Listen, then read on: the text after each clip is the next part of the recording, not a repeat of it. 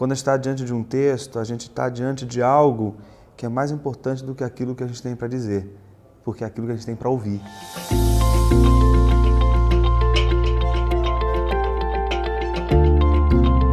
Eu penso que quando você vai estudar qualquer texto, você vai se preocupar com algumas questões que são fundamentais.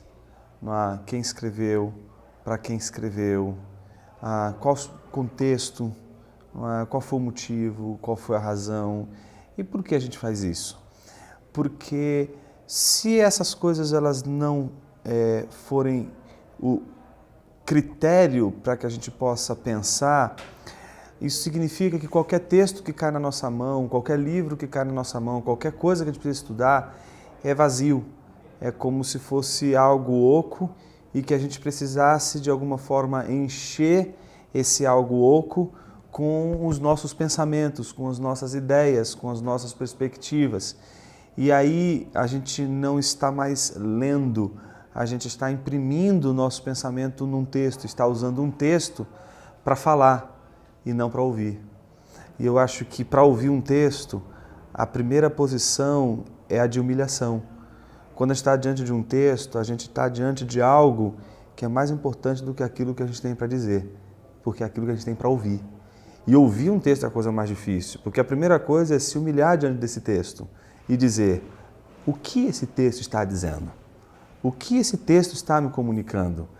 É interessante quando a gente vai estudar, por exemplo, filosofia, que é a minha área de especialização, e aí às vezes você pega um texto e você diz assim, pega aquele texto difícil, pega lá a Crítica da Razão Pura, primeira página, você lê aquele negócio pela primeira vez, você fala assim, não é possível que alguém escreveu um negócio desse, tem que ter algum significado nisso aqui. Eu não posso acreditar que alguém gastou tantas páginas e 10 anos para escrever um livro sem o menor sentido. Pelo contrário, deve ter algum sentido nisso aqui. E você lê 1, 2, 3, 4 e não vai, aquele texto é difícil, mas você diz, não é possível. Tem que ter um contexto, tem que ter um objetivo, tem que ter um significado, e você vai lendo, lendo e não desiste, até o momento que você descobre as conexões. De tanto estudar, de tanto ler, aquilo ali ganha vida, aquilo ali ganha força, aquilo ali ganha um colorido, mas aquilo ganhou porque você insistiu, porque você batalhou, porque você foi adiante com aquilo, né? A grande pergunta que tem que se fazer é se há um significado no texto.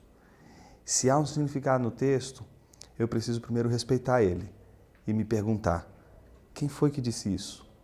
Para quem foi dito isso? E sob quais circunstâncias? Todos esses movimentos, eu acho que eles são importantes para a leitura de um texto.